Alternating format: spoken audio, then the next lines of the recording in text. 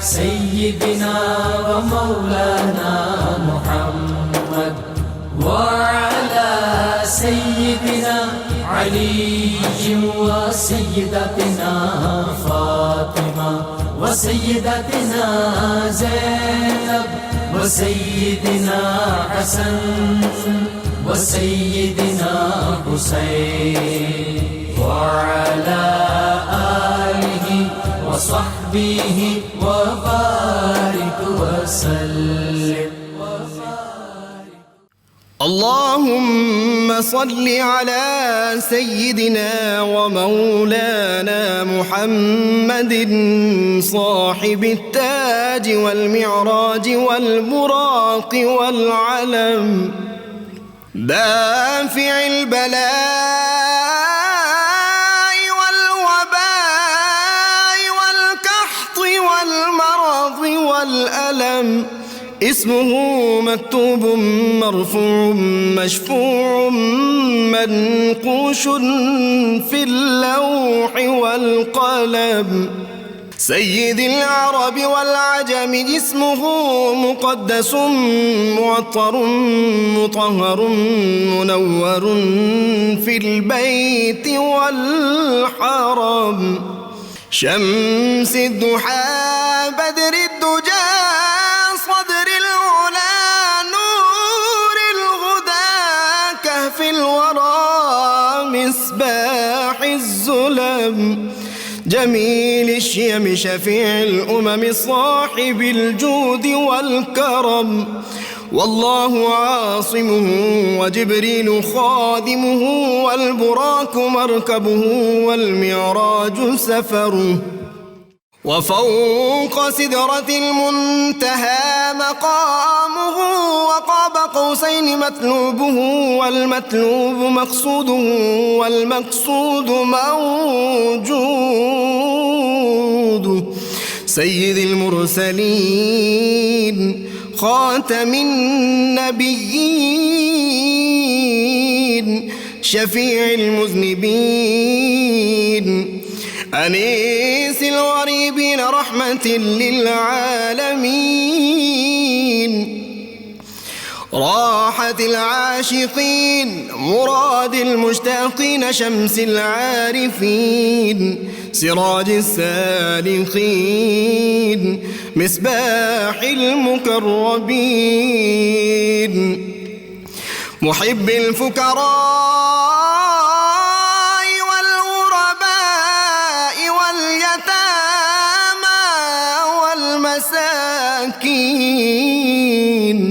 سيد الثقلين نبي الحرمين إمام القبلتين وسيلتنا في الدارين صاحب قاب قوسين محبوب رب المشرقين ورب المغربين جد الحسن والحسين مولانا ومولى الثقلين سيدنا أبي القاسم محمد بن عبد الله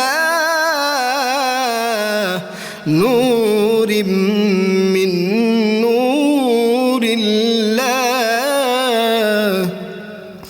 يا أيها المشتاقون بنور جماله بلغ العلا بكماله كشف الدجى بجماله حصنت جميع خصاله صلوا عليه وآله وأصحابه وسلموا تسليما سيدتنا فاطمة وسيدتنا बिस्मिल्लाहिर्रहमानिर्रहीम। अस्सलाम वालेकुम नाज़रीन, प्रोग्राम सुबह नूर के साथ आपका मेज़बान नज़ीर अहमद गाज़ी हाजिर है। नाज़रीन इकराम, हज़रत अबू अनीस मोहम्मद बरकत अली साहब रहमहुल्लाह की मशहूर तालीफ़ अस्माउन नबील करीम सल्लल्लाहु अलैहि वसल्लम से एक इसमें मुबारक पढ़ने की सआदत हासिल कर रहा हूँ। सैयदना अल मुबश्शिरु सल्लल्लाहु अलैहि वसल्लम हमारे सरदार खुशखबरी सुनाने वाले, दुरूद व सलाम भेजे अल्लाह आप सल्लल्लाहु अलैहि वसल्लम, आपकी आले पाक और आपके सहाबा किराम पर।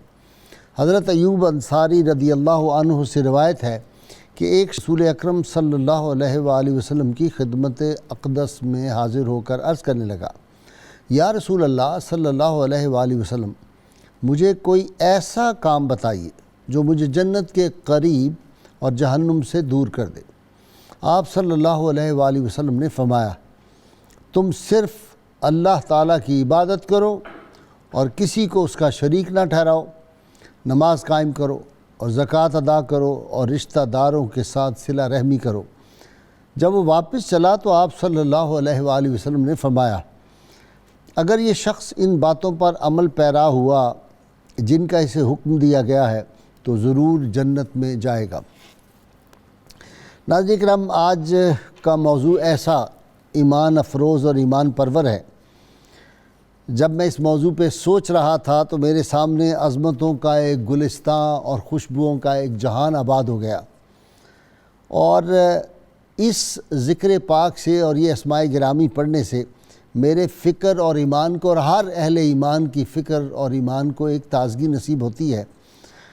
آج جن اسماء گرامی کا ہم ذکر کریں گے یہ وہ نجوم ہدایت ہیں، بارگاہ مصطفی کے گلستان کے وہ پھول ہیں جو اپنے جلوہ میں ایک روشن اور قابل فخر تاریخ رکھتے ہیں، اور یہ ایسی اثار، وفا، حیا، سخا، زہد و ورع، تقوی، شجاعت اور دلاوری کی اپنی داستانیں لیے ہوئے ہیں جن کو پڑھ کر ہماری نسل نو جو ہے وہ اپنی تاریخ پر فخر کر سکتی ہے۔ اور یہی وجہ تھی جب علامہ اقبال فرمایا کرتے تھے کہ کبھی اے نوجوان مسلم تدبر بھی کیا تو نے، وہ کیا گردوں تھا تو جس کا ہے ایک ٹوٹا ہوا تارا، تجھے اس قوم نے پالا ہے آغوش محبت میں، کچل ڈالا تھا جس نے پاؤں میں تاج سر دارا۔ آج ہم ان کا ذکر پاک کر رہے ہیں جن کے بارے میں اللہ کے محبوب صلی اللہ علیہ وسلم نے اسی جہان میں، اسی دنیا میں جنت کی بشارت دے دی۔ آج ہم ان کے تذکارے پاک کریں گے جن کو سید عالمین صلی اللہ علیہ وسلم بعض کو جنت میں دیکھا، بعض کو پرواز کرتے دیکھا، بعض کو تختوں پہ بیٹھے دیکھا، بعض کو جنت میں جنت کے پھل کھاتے ہوئے دیکھا، اور بعض کو مستقبل میں جنت کی بشارات دی۔ یہ وہ ہستیاں تھیں۔ جب میں مطالعہ آج کر رہا تھا تو میرے ذہن میں نجم سبزواری کے وہ خوبصورت اشعار گونج رہے تھے، جب حسن تھا ان کا جلوہ نما، انوار کا عالم کیا ہوگا، ہر کوئی فدا ہے بن دیکھے، دیدار کا عالم کیا ہوگا۔ جس وقت خدمت میں ان کی بو بکر و عمر عثمان و علی، اس وقت رسول اکرم کے دربار کا عالم کیا ہوگا، اور چاہیں تو اشاروں سے اپنی کایا ہی پلٹ دیں دنیا کی، یہ شان ہے خدمت گاروں کی، سردار کا عالم کیا ہوگا۔ یہ وہ ہستیاں تھیں جنہوں نے ہواؤں سے وائرلیس کا کام لیا تھا، جن کی ایک للکار سے سمندر اور دریا خشک ہو جایا کرتے تھے، یہ ان کی ایک آواز سے جنگل کے درندے بھاگ جایا کرتے تھے، اور جنگل کے شیر ان کے سامنے دم ہلاتے ہوئے پالتو کتوں کی طرح چلتے تھے۔ تو یہ وہ ہستیاں تھیں جنہوں نے قرب مصطفیٰ صلی اللہ علیہ وسلم دیکھا تھا۔ ویسے تو میرا ایمان اور یقین تو یہ ہے، حضرت شاہ غلام علی دہلوی رحمۃ اللہ علیہ کا وہ مشہور واقعہ کہ سید عالمین صلی اللہ علیہ وسلم کی زیارت پاک ہوئی تو آپ نے فرمایا تھا غلام علی جو ہم سے محبت کرتا ہے اس کو جنت کی آگ نہیں چھو سکتی۔ سید عالمین صلی اللہ علیہ وسلم کے سارے غلام انشاءاللہ تعالی مجھے یقین ہے کہ وہ جنت میں جائیں گے، اور میرا ایمان اور یقین اور عقیدہ ہے کہ گنبد خضرا کے مکین صلی اللہ علیہ وسلم کو ہر جنتی کا بھی علم ہے، ہر جہنمی کا بھی علم ہے۔ سید عالمین صلی اللہ علیہ وسلم کے سارے صحابہ جنتی ہیں، اسی لیے فرما دیا تھا اصحابی کالنجوم بأیہم اقتدیتم اہتدیتم، یہ میرے سارے صحابہ نجوم ہدایت ہیں، جس کے پیچھے لگ جاؤ گے تم ہدایت پا جاؤ گے۔ اور پھر ان میں سے ان کا کیا مقام ہے جو خلفائے راشدین ہیں، جو چاروں یار ہیں، ان کے مقام کو کون پہنچ سکتا ہے۔ پھر وہ جو شاکان مصطفیٰ صلی اللہ علیہ وسلم ہیں جن کو عشرہ مبشرہ کہا گیا، جن کے اسماء گرامی میں شامل ہیں سیدنا صدیق اکبر، عمر فاروق، عثمان ذو النورین، علی المرتضیٰ، طلحہ، زبیر، عبد الرحمن بن عوف، سعد بن ابی وقاص، سعید بن زید، اور سیدنا ابو عبیدہ بن جراح جو فاتح شام تھے۔ ناظرین کرام، آج ہم ان صحابہ کرام کا ذکر پاک کرنے کی سعادت حاصل کر رہے ہیں جن کو نبی کریم صلی اللہ علیہ وسلم نے جنت کی بشارت دی تھی، ان صحابیات کا بھی ذکر ہم کریں گے۔ آج حضرت ام ایمن رضی اللہ تعالی حضور کی جو والدہ تھی ان کا بھی ذکر کریں، رضائی مائیں، سیدہ حلیمہ سعدیہ کا ذکر ہوگا، فاطمہ بنت اسد کا ذکر ہوگا، حضرت ام عمارہ جس پہ نبی صلی اللہ علیہ وسلم جس کی شجاعت پہ فخر فرمایا آپ نے، اور احد کے دن فرمایا تھا اٹ واز ڈے آف ام عمارہ، یہ ام عمارہ کا دن تھا۔ اور پھر آج اسماء بنت ابی بکر کا ذکر ہوگا، ذات النطاقین، اور آج امہات المومنین کا ذکر پاک ہوگا، سیدہ ام ہانی کا ذکر ہوگا، بنات رسول صلی اللہ علیہ وسلم کا ذکر پاک۔ یہ ساری ہستیاں، وقت کم پڑ جائے گا ناظرین کرام۔ آج میرے ساتھ اس بابرکت محفل میں جو شریک ہے اسکالر، آپ ان سے واقف ہیں، طاہر امیر تنولی، ماہر اقبالیات، کئی کتابوں کے مصنف، ان کے ساتھ معروف عالم دین مفتی انتخاب نوری، اور ان کے ساتھ تشریف فرما ہے پروفیسر بشارت صدیق ہزاروی، نوجوان اسکالر، میرے اکثر مہمان بنتے رہتے ہیں، آپ ان سے واقف ہیں۔ ابتدا کر رہا ہوں ڈاکٹر طاہر امیر تنولی سے۔ جی ڈاکٹر صاحب، گب نے کہا تھا اور پروفیسر ٹور آنڈرے دونوں نے کہا کہ جیسے ساتھی محمد صلی اللہ علیہ وسلم کو میسر آئے، ایسے کسی دنیا کے نہ لیڈر کو نہ کسی پیغمبر کو میسر آئے۔ پھر انہوں نے مثال دی کہ حضرت عیسیٰ کے حواری بھاگ گئے، حضرت موسیٰ کے حواری جو تھے وہ بھاگ گئے، لیکن محمد صلی اللہ علیہ وسلم کے ساتھی بدر کے میدان میں کہتے ہیں ہم دائیں لڑیں گے، بائیں لڑیں گے، آگے لڑیں گے، پیچھے لڑیں گے۔ ایسے ساتھی نہیں کسی کو میسر آئے، بشارت جنت کی دے دی گئی اسی دنیا میں۔ جی غازی صاحب، بالکل جیسا آپ نے ماشاءاللہ بڑے اچھا اس ابتدائیہ میں بھی بات ارشاد فرما دیا۔ صحابہ کرام غازی صاحب قبلہ اس کائنات کی وہ ہستیاں ہیں جو انبیاء کے بعد انسانیت میں سب سے اعلیٰ ترین اور مثالی ترین ہستیاں ہیں۔ ٹھیک، آپ صلی اللہ علیہ وسلم نے ان ہستیوں کو اپنے فیضان نگاہ سے ان کی تربیت فرمائی، اور ہر صحابی آپ صلی اللہ علیہ وسلم کے فیض پاک کے کسی نہ کسی جہد کا امین بن گیا۔ غازی صاحب قبلہ صحابہ کرام کو جب آپ دیکھتے ہیں، یہ وہ مبارک ہستیاں ہیں۔ قرآن مجید کو اللہ رب العزت نے کتاب ہدایت کے طور پہ اتارا، قیامت تک کے لیے کتاب ہدایت ہے۔ ٹھیک، آپ دیکھیں صحابہ کا امتیاز کیا ہے، کیوں صحابہ سپیریئر ہیں پوری انسانیت سے، ٹھیک، انبیاء کے بعد کیوں سپیریئر ہیں؟ غازی صاحب قبلہ قیامت تک آنے والی نسل انسانی میں آپ یہ دعویٰ نہیں کر سکتے یہ وہ طبقہ ہے جو قرآن مجید کا مخاطب ہے کلیتاً سوائے صحابہ کے۔ کتنی حیران کن بات ہے، ٹھیک، صحابہ وہ طبقہ ہے جو پورے قرآن مجید کا مخاطب ہے۔ واہ، اگر آپ یہ بات نہ تسلیم کریں تو قرآن مجید کا خطاب کس سے ہوا؟ یعنی آپ صلی اللہ علیہ وسلم پر قرآن مجید نازل خاص ہوا ان سے ہوا، لیکن عمومی طور پہ تو سب سے ہے، سب سے ہو گیا، لیکن میں بطور ایک طبقے وحدت کے کہہ رہا ہوں۔ یعنی ہر سوسائٹی میں کچھ لوگوں کا قرآن مجید کے کچھ حصے کے ساتھ خطاب کا تعلق ہوگا۔ ٹھیک، صحابہ وہ مبارک ہستیاں ہیں جب ان کو اکٹھا آپ دیکھتے ہیں تو پورا قرآن مجید ان سے بات کر رہا ہے، کیونکہ قرآن مجید کا کوئی حصہ کسی صحابی سے متعلق ہے، آپ صلی اللہ علیہ وسلم پہ نازل ہو رہا ہے، کسی حصے کا مخاطب کوئی صحابی ہے۔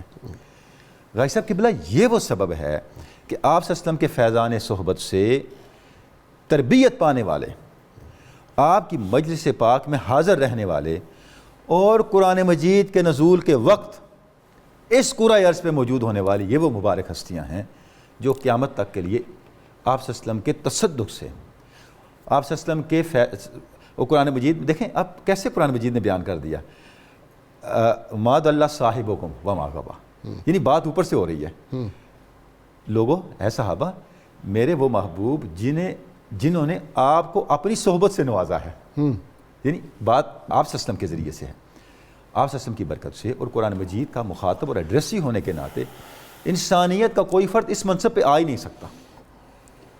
وہ تو جس نے سید عالمین صلی اللہ علیہ وسلم کی زیارت پاک ایمان کی آنکھ سے کر لی، اس کا تو مقابلہ امت میں کوئی نہیں کر سکتا۔ اچھا غازی صاحب قبلہ وہ ایمانی جہت ہو گئی اور یہ عملی جہت ہو گئی۔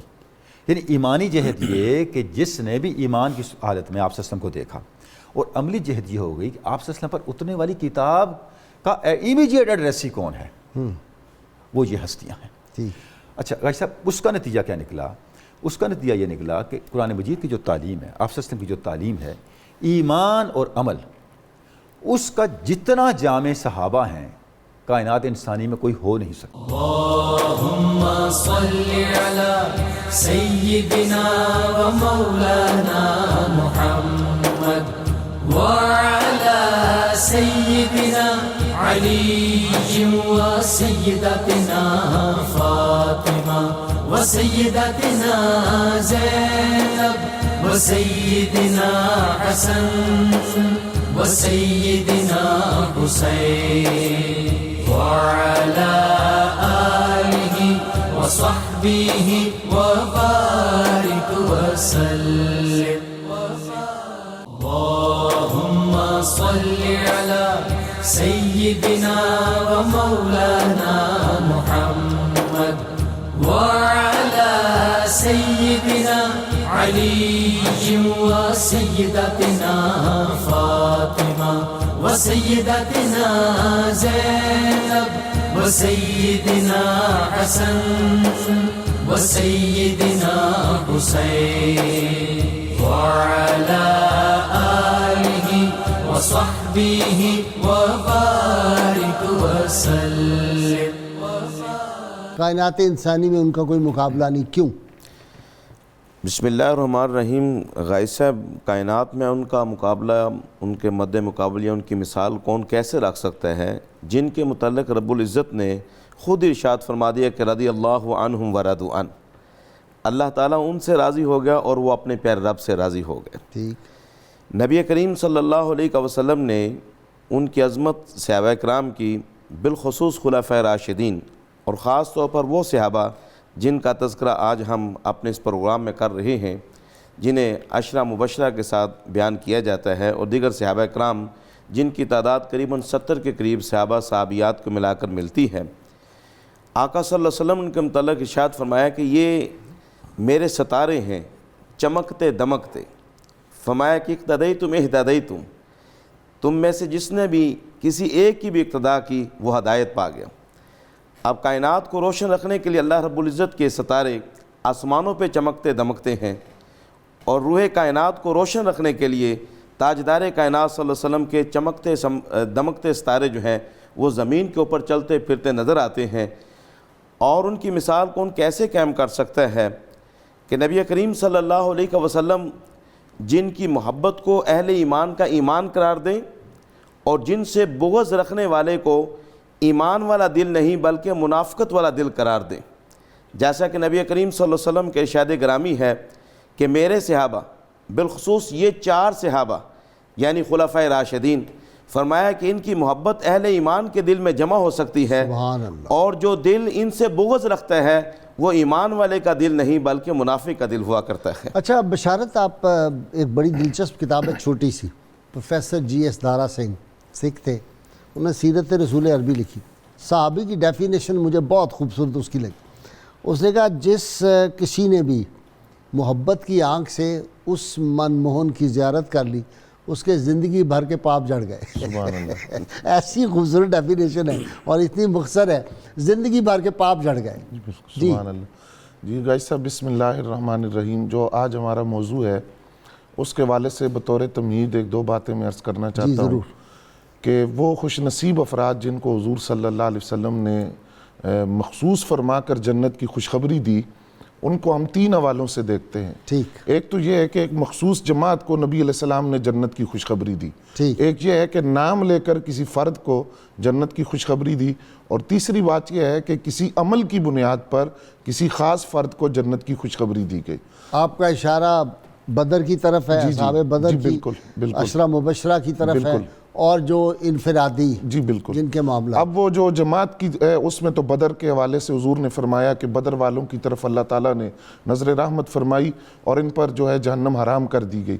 اسی طرح اصحاب شجرہ بیت رضوان والے ان کے والے سے، پھر انفرادی عشرہ مبشرہ اور دیگر صحابہ، اور عمل کی بنیاد پر بھی کہ جس نے نماز روزہ زکوٰۃ حج کی پابندی کی، جس طرح صحابی آئے تو حضور نے فرمایا جو کسی جنتی کو دیکھنا چاہتا ہے وہ ان کو دیکھ لے۔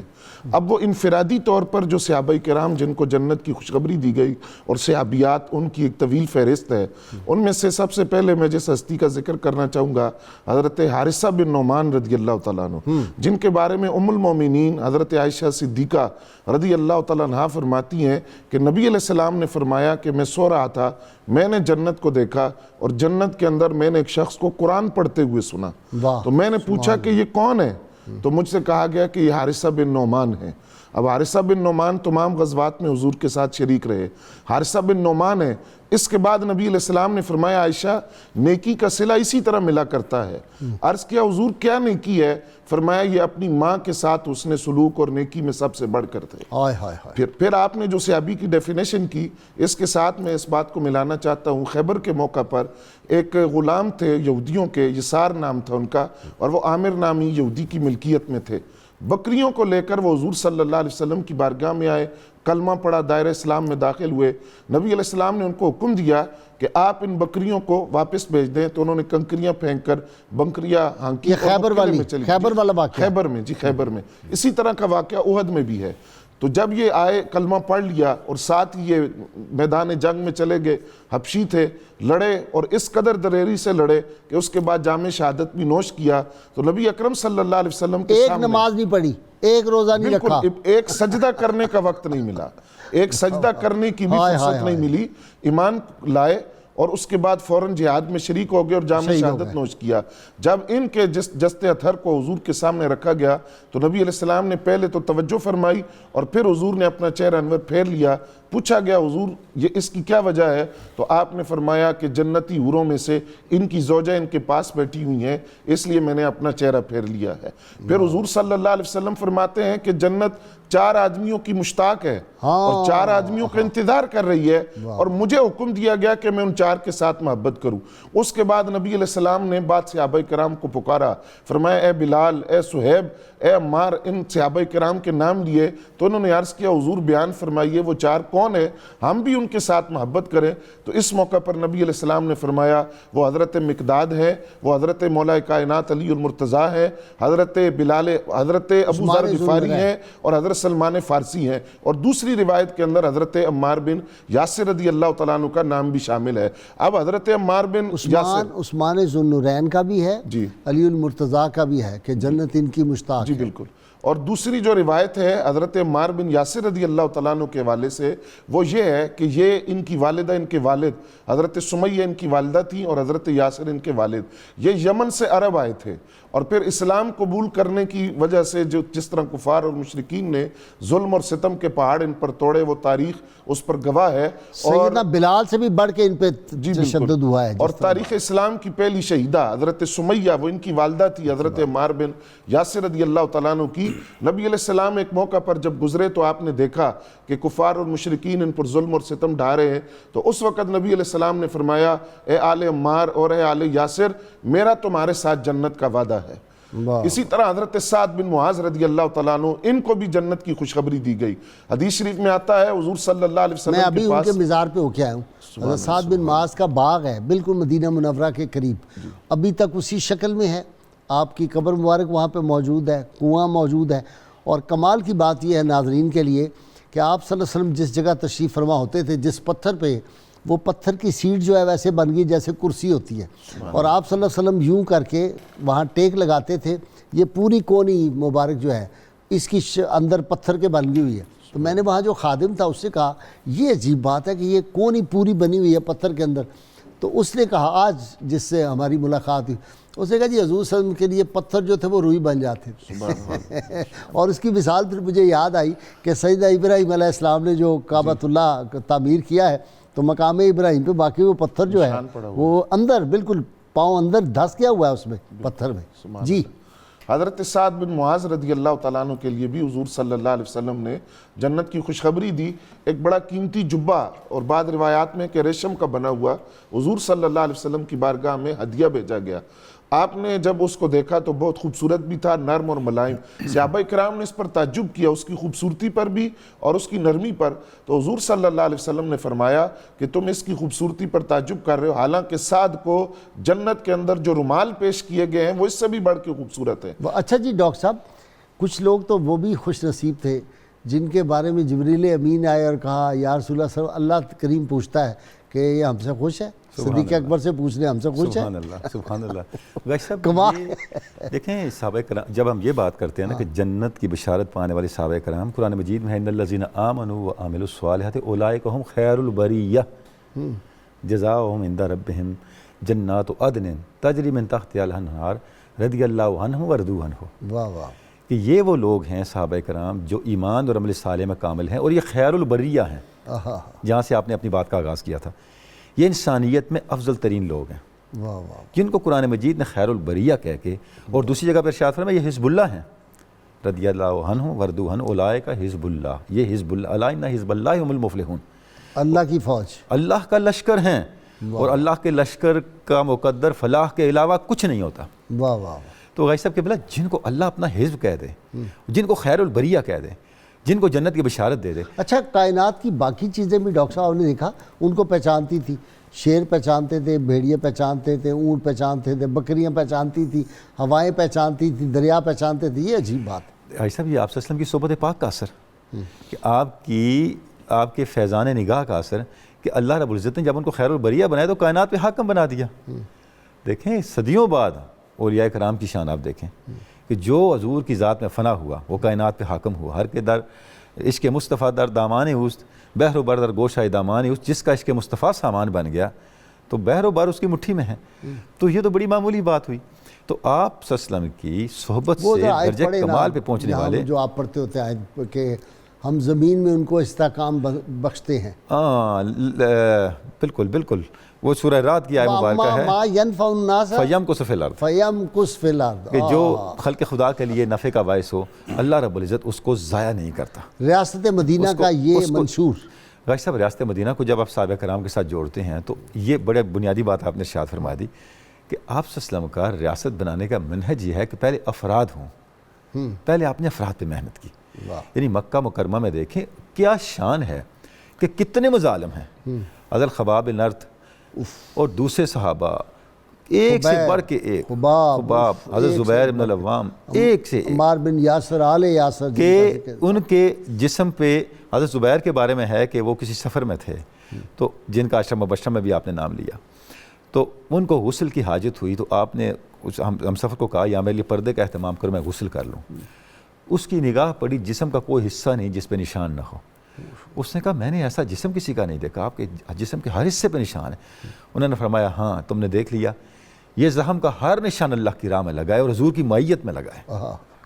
یعنی وہ کیا لوگ تھے جنہوں نے اپنی زندگی کا ہر چین سب کچھ قربان کر دیا. دیکھیں نا سعد بن ابی وقاص کو آپ صلی اللہ علیہ وسلم فرمائے کہ سعد میرے ماں باپ تیرے اوپر قربان، یہ لو تیر چلاؤ یہ تیر.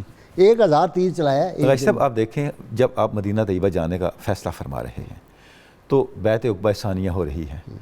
عبداللہ ابن عباس کھڑے ہوئے، انہوں نے کہا ہے اہل مدینہ اہل یثرب، حضرت عباس کھڑے ہوئے کہ آپ کو پتہ ہے آپ کیا کرنے لگے ہو، آپ کس کو لے کے جا رہے ہو، اور جب آپ محمد کو لے جاؤ گے تو اسود و احمر تمہارے خلاف کھڑے ہو جائیں گے. اب ان کا کیا جواب تھا کہ ہم رسول اللہ کی حفاظت اپنی عورتوں سے بڑھ کے کریں گے، ہماری نسلیں ان کے لیے لڑیں گی. تو ابھی تو آپ تشریف بھی نہیں لے گئے. تو یہ جو فدائیت تھی آپ صلی اللہ علیہ وسلم کی ذات پاک کے ساتھ جو ان کا تعلق تھا، اور غازی صاحب ان کے لیے ایمان ایک حقیقت تھا، ایمان ایک تصور نہیں تھا. اچھا جی مفتی صاحب ان کو یقین اس درجہ کا تھا، اس درجے کا یقین تھا، آپ نے فرما دیا کہ تم جنتی ہو تو وہ جنت کا خوشبو سونگنا شروع کر دیتے تھے. غازی صاحب گزارش یہ ہے کہ جب تک دل کے اندر یقین پیدا نہ ہو کسی کی ذات سے محبت کا، اس وقت تک انسان کا نہ دین بنتا ہے، نہ اس کا کوئی عمل کامل ہوتا ہے، نہ ہی اس کی آخرت بنتی ہے. اب صحابہ کرام رضوان اللہ تعالی علیہم اجمعین کے دلوں میں نبی کریم صلی اللہ علیہ وسلم کی ذات اقدس سے اس قدر محبت اور اس قدر پیار تھا، عشق کی حد تک کہ رسول اکرم صلی اللہ علیہ وسلم انہیں جو بھی ارشاد فرماتے تھے وہ من و عن اس کو قبول کرتے تھے. قرآن عزیز نے جہاں یہ ارشاد فرمایا کہ والذین آمنوا اشد حبا للہ، صحابہ کرام کے حوالے سے کہ وہ اللہ رب العزت جل شانہ سے بے حد پیار کرتے ہیں، تو یہ بے حد پیار اللہ کی ذات کے ساتھ بھی تھا اور اسی طرح بے حد پیار ان کا ذات مصطفیٰ صلی اللہ علیہ وسلم کی ذات سے بھی تھا.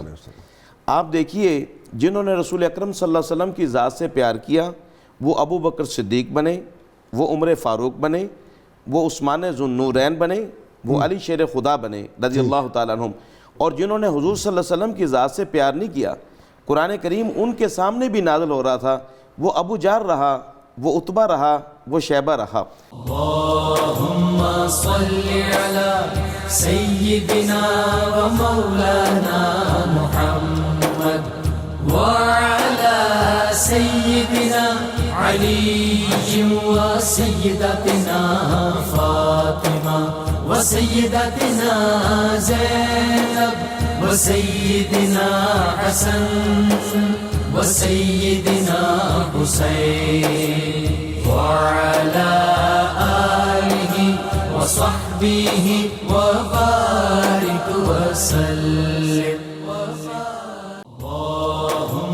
صل على سيدنا ومولانا محمد وعلى سيدنا علي وسيدتنا فاطمة وسيدتنا زينب وسيدنا حسن وسيدنا حسين وعلى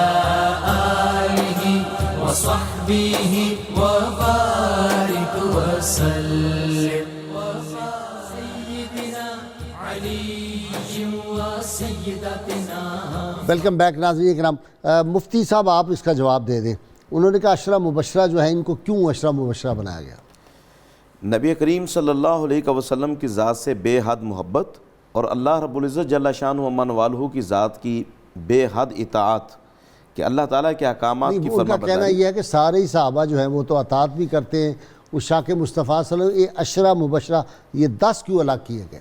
نبی کریم صلی اللہ علیہ وسلم نے ان صحابہ کرام میں جو عشرہ مبشرہ جو 10 کا فگر ملتا ہے، یہ وہ صحابہ ہیں جو سب سے پہلے ایمان لائے، جنہوں نے ایمان میں سبقت اختیار کی، والسابقون الاولون والمہاجرین والانصار، والمہاجرون والانصار، جو ایمان میں بھی سبقت اختیار کرنے والے ہیں اور ہجرت کرنے والوں میں بھی سبقت اختیار کرنے والے ہیں، اور نبی کریم صلی اللہ علیہ وسلم کی ذات سے بے حد عشق و محبت میں اپنے آپ کو فدا اور قربان کرنے والے ہیں، اور اللہ رب العزت کی ذات سے اس قدر پیار کرنے والے کہ جن کی زندگی کا سب کچھ یہ بن چکا تھا کہ اللہ کی ذات ہی سب کچھ ہے، رسول اکرم صلی اللہ علیہ وسلم کی محبت اور ذات مصطفیٰ صلی اللہ علیہ وسلم کی ذات سے عشق بے پناہ جو ہے وہ ان کی زندگی کا پہلا اور آخری سانس کا حصہ بن چکا تھا۔ اس بنا پر رسول اکرم صلی اللہ علیہ وسلم نے انہیں زندگی کے اندر جو ہے جنت کی خوشخبری سنائی۔ اچھا جی ڈاکٹر صاحب، سارے صحابہ جنتی؟ بلا شبہ غائی صاحب کے بلا جیسے عشرہ مبشرہ کا بھی ہم ذکر کر رہے ہیں، بات یہ ہے کہ چونکہ ایک حدیث میں یہ 10 کا نام آ گیا تو ان کو عشرہ مبشرہ کا ٹائٹل ملا، یہ بنیادی سبب بھی ہے۔ یہ 10 کا ذکر بائی نیم ایک میں آ گیا تو یہ پھر اس امتیاز کی وجہ سے اس کا ٹائٹل یہ عشرہ مبشرہ بن گیا۔ اس کا مطلب یہ نہیں کہ اس کے علاوہ یہ بقیہ کے علاوہ صرف یہی جنتی ہیں، وہ سوال تب بنے جب بقیہ کے علاوہ واحد ہوتے۔ تو جیسے عرض کیا قرآن مجید نے جب خیر البریہ کہا تو پھر سارے صحابہ کرام جنتی قرار پائے، کیونکہ دیکھیں غائی صاحب ہمیں یہ نہیں بھولنا چاہیے، درجات کا فرق ہوگا غائی صاحب، انبیاء میں درجات کا فرق ہے، صحابہ کرام میں کیوں نہیں ہوگا؟ غائی صاحب کے بلا ہمیں یہ نہیں بھولنا چاہیے کہ صحابہ کرام کے جنتی ہونے کا وعدہ قرآن مجید میں براہ راست موجود ہے۔ دیکھیں اصولی بات طے ہوگی۔ اب کچھ خوش نصیب ایسے ہوتے ہیں، اب غائی صاحب جب آپ ایگزام دینے جاتے ہیں، پیپر میں بیٹھتے ہیں تو سارے تو فرسٹ نہیں نہ آتے، یہ تو لا آف نیچر کے خلاف ہے، کوئی فرسٹ تو ایک آئے گا۔ آپ تو آتے رہے ہو یار، جی آپ تو آتے رہے نہیں، پورا حال تو فرسٹ نہیں نہ آتا حضور، ویسے پتہ کرنا ہے آپ کے پرچے جو ہے وہ چیک کریں، پرچے کے پیچھے کوئی پرچی نہ ہو۔ غائی صاحب قبلہ فرسٹ تو ایک نہیں آنا ہے نا، کوئی تو سیکنڈ آئے گا، کوئی تو تھرڈ آئے گا، ایک ضابطہ ہے۔ اب سارے صحابہ کرام جن کے جنتی ان کی بشارت قرآن مجید نے دے دی، کچھ خوش نصیب ایسے بھی ہوئے جن کا نام آپ صلی اللہ علیہ وسلم کی زبان مبارک پہ آتا گیا، اور کچھ فتح مکہ کے موقع پہ جو مسلمان ہوئے وہ اب بلال حبشی اور سیدنا صدیق اکبر کا مقابلہ تو سبحان اللہ، سبحان اللہ، سبحان اللہ۔ اور خود قرآن مجید نے کہا نا وَتَبَعُوهُمْ بِالْإِحْسَانِ، بے احسان، یعنی سابقون الاولون یہ اور جو پھر اسی عمل پہ ان کے بعد آئے، قرآن مجید نے خود ان کو ان کی اتباع میں بیان کر دیا، یعنی وہ گریڈنگ خود قرآن مجید کی آیت میں بھی مل گئی ہمیں، سابقون الاولون اور ہیں اور وَتَّبَعُوهُمْ اور ہیں، جو پھر بعد میں آتے چلے گئے۔ بھائی صاحب جو غزوات میں گئے، جنہوں نے جیسے ابھی آپ نے سیدنا صدیق اکبر کا کہا تو جبریل امین نے آنا ہی ہے، انہوں نے چھوڑا کیا اپنا، سب کچھ تو اللہ کی راہ میں فدا کر دیا، سب کچھ قربان کر دیا۔ جنہوں نے اپنی جان مال وَلَنَبْلُوَنَّكُمْ بِشَيْءٍ مِنَ الْخَوْفِ، اس آیت کا کلیتاً مصداق صحابہ کرام اور آل بیت اطہار کے علاوہ ہے کون؟ واہ واہ واہ یعنی کون سی آزمائش ہے جو ان پہ نہیں گزری، واہ واہ، کون سی مصیبت ہے جو ان پہ اور نہیں گزری، پورے کیوں نہیں اور اس پوری آزمائش میں بھی ان کی استقامت کا یہ عالم کے پتھر اور ظلم کرنے والے لرز گئے۔ اب بلال کو ان کے ہاتھ تھک گئے، بلال کو لوہے کی زرہ پہنا کے دھوپ میں بٹھا دیا گیا، اور شام کو جب آتا ہے نہیں وہ جو کوڑے مارتا تھا وہ تھک جاتا تھا، پیچھے ہٹ جاتا تھا، تھک جاتا تھا، پھر دوسرے کو آنا پڑتا تھا، دوسرے کو آنا پڑتا تھا۔ اب دیکھیں بلال کو جب سیدنا بلال کو ریت پہ لٹایا گیا اور اوپر پتھر رکھ دیے گئے تو آپ کی زبان سے احد احد ہوتے ہوتے ہوتے بالکل آواز خاموش ہو گئی، تو ہندا نے سوچا شاید یہ باز آ گیا ہے۔ تاریخ بتاتی ہے کہ ہندا چھتری لے کے آئی دھوپ کی سختی میں، اور آ کے اس نے جیسے ہی کان لگائے آپ کی زبان کے ساتھ، منہ مبارک کے ساتھ، تو بلال کی زبان سے احد احد ہی نہیں کر رہا ہے۔ اس نے کہا اب بھی یہ نہیں باز آیا۔ اللهم صل على سيدنا ومولانا محمد وعلى سيدنا علي وسيدتنا فاطمة وسيدتنا زينب وسيدنا حسن وسيدنا حسين وعلى آله وصحبه وبارك وسلم اللهم صل على سيدنا ومولانا محمد وعلى سيدنا علي وسيدتنا فاطمة وسيدتنا زينب وسيدنا حسن وسيدنا حسين وعلى آله وصحبه وبارك وسلم۔ جی مفتی صاحب، حضرت عمار بن یاسر کی عمر کتنی تھی؟ جناب سیدنا عمار بن یاسر رضی اللہ تعالیٰ عنہ کی عمر مبارک کا کوئی تعین تو نہیں ملتا، مگر یہ کہ جوانی کے عالم میں آپ نے جام شہادت کو نوش فرمایا تھا۔ ٹھیک ہے جی، اچھا جی، سال ربیعہ والا واقعہ وہ کہہ رہے ہیں، سبحان اللہ جی، سبحان اللہ، بالکل جب وضو کروا رہے ہیں، جی وضو کروا رہے تھے تو آپ نے فرمایا آپ کچھ مجھ سے مانگو، تو آپ نے فرمایا یا رسول اللہ مجھے جنت میں آپ کی قربت چاہیے، معیت، مرافقت چاہیے، السلو مرافقتک فی الجنہ، یا رسول اللہ مجھے جنت میں آپ کی رفاقت چاہیے، آپ کی قربت چاہیے۔ تو آپ نے فرمایا یہ مل جائے گی، تو میری اپنے سجدوں کی کثرت سے مدد کرو، ساتھ آپ نے یہ ارشاد فرمایا۔ ابھی ایک کو سوال آیا تھا نا کہ جنت عبادت ہے کا نتیجہ ہے یا اللہ کے فضل کا نتیجہ ہے، ٹھیک، تو آپ صلی اللہ علیہ وسلم نے ارشاد فرمایا کہ سجدوں کی کثرت بھی کرو، تو یعنی ایک جو تعلق ہے آپ صلی اللہ علیہ وسلم کے ساتھ، ذات پاک کے ساتھ، اس کا تقاضا یہ ہے کہ انسان سراپا اطاعت بن کے رہے۔ بشارت 70 کے قریب لوگوں کو، جی بھائی صاحب اس سے بھی زائد ہیں، اس سے بھی جی کافی تعداد ہے۔ اب دیکھیے ایک حدیث ہے، اس کے اندر کم از کم بھی 15 افراد کی حوالے سے نبی علیہ السلام نے جنت کی خوشخبری دی۔ ایگزیکٹ تعداد نہیں ہمیں ایگزیکٹ معلوم نہیں ہے جی۔ دوسری بات بھائی صاحب اس حوالے سے کہ عشرہ مبشرہ ہی کو کیوں کہا گیا، تو میں اس میں جو محدثین نے ایک بات لکھی ہے میں عرض کر دوں کہ صحابہ کرام مقام صحابیت کے حوالے سے تمام برابر ہیں، ٹھیک، لیکن ان کے اندر پھر حضور صلی اللہ علیہ وسلم نے بعد صحابہ کرام کو بعد پر درجات کے اعتبار سے فوقیت عطا کی ہے، اور اس فوقیت کے ویسے تو بڑی لمبی وہ تفصیل ہے، اختصار سے میں عرض کر رہا ہوں کہ بیت رضوان والے، ان سے اوپر احد والے، ان سے اوپر بدر والے، ان سے اوپر عشرہ مبشرہ، ان سے اوپر چاروں یار، اور ان سے اوپر حضرت صدیق اکبر رضی اللہ تعالیٰ۔ یہ فضیلت کی ایک معیار، اور خود عشرہ مبشرہ کے اندر بھی ترتیب ہے، اچھا، چاروں یاروں کے بعد بھی ترتیب ہے، اچھا، اور وہ نمبر وائز بیان کیا جاتا ہے کہ ان کے بعد یہ، ان کے بعد یہ۔ ٹھیک، تو اس حوالے سے یہ بات یاد رکھنی چاہیے، صحابیت کے حوالے سے تمام برابر ہیں، سب برابر، جس طرح نفس نبوت میں جی بالکل، تو سب انبیاء برابر ہیں، حیثیت نبی کے سب برابر ہیں، نبی علیہ السلام امام الانبیاء ہیں۔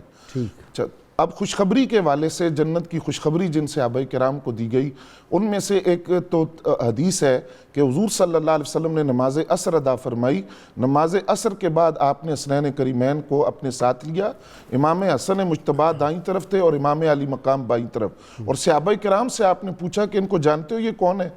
تو صحابہ کرام نے عرض کیا حضور آپ فرمائیں. فرمایا کہ تم جانتے ہو یہ کون ہے؟ یہ میرے نواسے ہیں. اور جانتے ہو ان کی اماں کون ہے، ان کے بابا کون ہے، ان کی نانا، ان کی نانی، ان کے ماموں، خالائیں، چچا، ان کی پھپھی، یہ خود کون ہے؟ اس کے بعد نبی علیہ السلام نے اثنین کریمین کا تعارف خود کروایا. فرمایا کہ ان کے نانا وہ نبیوں کے امام، ان کی نانی خدیجۃ الکبریٰ، ان کے بابا علی المرتضیٰ، ان کی اماں فاطمۃ الزہرا، ان کی خالائیں سیدہ رقیہ، سیدہ زینب، سیدہ ام کلثوم، اور ان کے ماموں حضرت قاسم، ان کے چچا جعفر بن ابی طالب، ان کی پھپھی ام ہانی بنت ابی طالب. اس کے بعد فرمایا کہ یہ تو تعارف تھا، اب مقام سنو. جدہما فی الجنہ، جدتہما فی الجنہ، امہما فی الجنہ، ابوہما فی الجنہ، خالہما فی الجنہ، خالتہما فی الجنہ، امہما فی الجنہ، امتہما فی الجنہ، وہما فی الجنہ. فرمایا وہ سب نانا، نانی، اماں، بابا سب جنتی. اور اس کے بعد جو سب سے بڑے مجدہ جاں فضا سنایا، وہما فی الجنہ ومن یحبہما فی الجنہ، یہ خود بھی جنتی اور جو ان سے محبت کرے وہ بھی جنت میں ہے. پھر حضور صلی اللہ علیہ وسلم نے جب انفرادی طور پر صحابہ کرام کے جنتی ہونے کی خبری دی تو اس میں صحابیات کی بھی بہت بڑی تعداد ہے، صحابیات کی، جس میں سب سے پہلے حضرت خدیجۃ الکبریٰ رضی اللہ تعالیٰ عنہا، جو 55 سال کی عمر کے اندر بھی وہاں کھانا لے کر غار حرا پر جاتی ہیں. اور اس وقت جب ایک موقع پر آپ گئیں تو پہلے جبریل امین نے پہنچ کر کہا کہ وہ خاتون جو برتن لے کر آ رہی ہیں آپ کے پاس، رب ان کو سلام فرما رہا ہے، میری طرف سے بھی آپ سلام کہیں اور جنت میں ان کو ایسے محل کی خوشخبری دیں جس میں نہ شور ہوگی نہ تھکاوٹ ہوگی. اچھا آپ صلی اللہ علیہ وسلم نے کئی صحابہ ہیں جن کے محلات دیکھے، بالکل حضرت فاروق اعظم، عمر فاروق کا محل دیکھا، ان کو کہا، آپ نے فرمایا کہ میں نے تمہارا محل دیکھا لیکن تمہاری غیرت کی وجہ سے اندر نہیں گیا. اور اس طرح کا سیدنا عثمان کا محل دیکھا آپ نے. اس طرح کئی صحابہ ہیں جن کے آپ نے خود جنت میں محل ملاقہ فرمائے.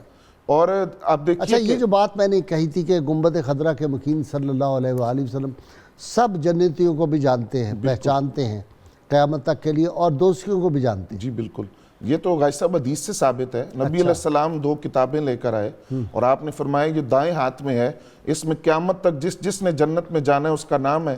اور آخر میں ٹوٹل بھی کیا گیا کہ اتنے افراد جنت میں جائیں گے، اور بائیں ہاتھ میں جو ہے وہ ان کا نام ہے جنہوں نے جہنم میں جانا ہے. تو وہ تو بالکل حدیث سے ثابت ہے.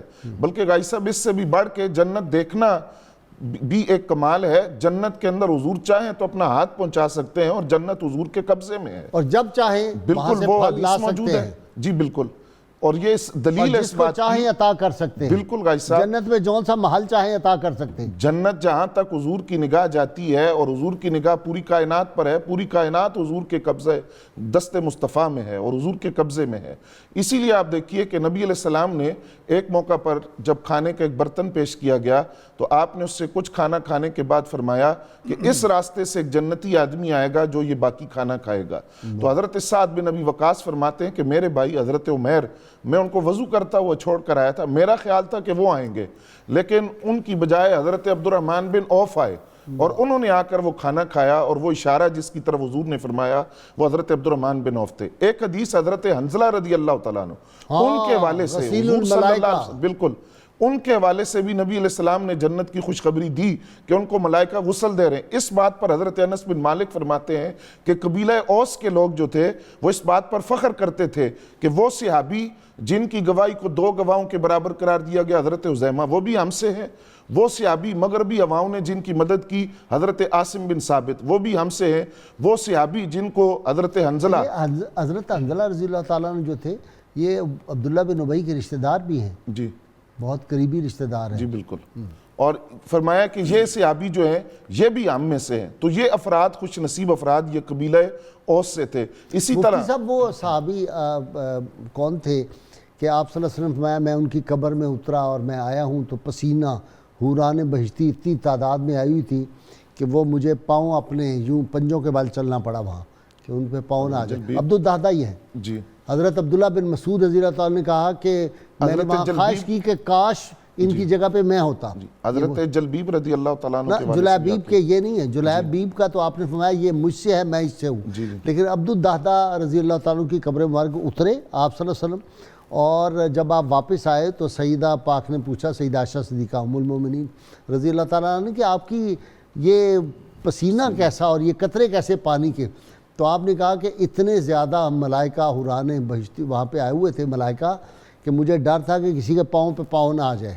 تو وہ پھر عبداللہ بن مسعود رضی اللہ تعالیٰ نے کہا کہ ہم نے کہا کہ کاش آج جس کو خود حضور صلی اللہ علیہ وسلم نے کندھا دیا ہے میں ہوتا ان کی جگہ پہ. یہ وش کیا. جی سبحان اللہ غازی صاحب، بالکل ایسے ایسے واقعات ہیں جی، کمال ہے. غازی صاحب ایک سے بڑھ کے ایک واقعہ ہے، اور ہر واقعہ ایمان کی اور آپ صلی اللہ علیہ وسلم کی صحبت کی، آپ کی برکت کی کسی نہ کسی نئی جہت کو، نئی ڈائمنشن کو ہمارے سامنے لے کے آتا ہے.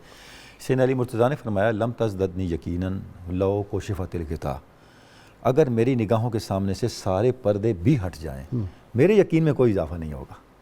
واہ پہلے ہی یقین اتنا کامل ہے. وہ جو آپ بتا رہے ہیں نا کہ آپ صلی اللہ علیہ وسلم فرماتے جنت انہیں خوشبو آنے لگتی، تو پھر شیر ان کے سامنے حقیر کتوں کی طرح کیوں نہ چلتے، سمندر ان کو راستے کیوں نہ دیتے، ہوائیں ان کا لشکر کیوں نہ بنتی. عقبہ بن نافع جہاں وہ بنانی تھی چھاونی. اب غازی صاحب یہ جو یقین تھا، جب جنگ موتا کا معاملہ آپ دیکھیں، موتا تو حضرت خالد بن ولید جب وہاں پہنچے تو مخالفین نے، کسی بندے نے کہا اتنا بڑا لشکر ہے. آپ نے فرمایا کون سا لشکر، یہ بھی کوئی لشکر ہے. میں عراق پہنچا ہوں شام سے اپنے گھوڑے اکشر پر، اور اس کے سم گھس گئے ہیں. کاش کہ میرے گھوڑے کے سم نہ گھسے ہوتے، یہ مزید تر و تازہ ہوتا اور رومیوں کا لشکر اس سے دگنا ہوتا، پھر مزہ آتا کہ خالد ان کا مقابلہ کیسے کرتا ہے. اور نتیجہ آپ کے سامنے ہے. تو ان لوگوں وہ جو ہستیاں تھیں غازی صاحب، خالد بن ولید کیسا جنرل، سبحان اللہ، اور کیسا عاشق ہے. اب دیکھیں وہ اپنی جو ٹوپی ہے اس میں حضور صلی اللہ علیہ وسلم کا موئے مبارک ہے. اب یہی بات وہ اس کو کہہ رہے ہیں کہ ہماری فتح کبھی بھی سامان کی تعداد پہ نہیں ہوتی، سامان اور تعداد کی ذاتی سے نہیں ہوئی. تو اب ہمارا اور انڈیا کا مقابلہ 110 کا ہوتا ہے. ایسا ہی ہے. 10 انڈین فوجی ہوں گے تو ہمارا ایک ہے. یہ ہے ہماری ریشو. تو یہ قرآن مجید ہے. ایک صاحب ایمان 20 پہ، پہلے تو 200 کہا گیا نا، پھر 10 تو کہا، 10 تک تو ہے. ایک صاحب ایمان 10 کافروں پہ بھاری. جتنی بھی ہماری لڑائیاں ہوئی ہیں انڈیا سے. اور آگے قرآن مجید نے وجہ کیا بیان کی، بِأَنَّهُمْ قَوْمٌ لَا يَفْقَهُونَ. ایک مسلمان 10 کافروں پہ باری اس لیے کہ انہیں پتہ نہیں فتح آتی کہاں سے ہے. بہت شکریہ ڈاکٹر صاحب آپ کا، مفتی صاحب آپ کا، بشارت آپ کا بھی. کتاب الشفا سے نسخے کا وقت ہوا ہے، عذاب قبر سے حفاظت کے لیے ہے. ارشاد نبی صلی اللہ علیہ وآلہ وسلم، جو شخص جمعہ کے دن سورۃ الکاف کی تلاوت کا معمول بناتا ہے تو وہ عذاب قبر سے محفوظ ہو جاتا ہے اور اس کے رزق میں کبھی بھی کمی نہیں آتی. شرط یہ ہے کم از کم 11 مرتبہ اول و آخر کوئی بھی درود پاک جو آپ کو آتا ضرور پڑھیں. سیدنا امام علی مقام امام حسین علیہ السلام فرماتے ہیں قیامت کے دن اسی کو امن و امان حاصل ہوگا جو دنیا میں خدا سے ڈرتا ہو. اللہم صلی علی سیدنا و مولانا محمد وعلی سیدنا علی و سیدتنا فاطمہ و سیدتنا زینب و سیدنا حسن و سیدنا حسین وعلى آله وصحبه وبارك وسلم.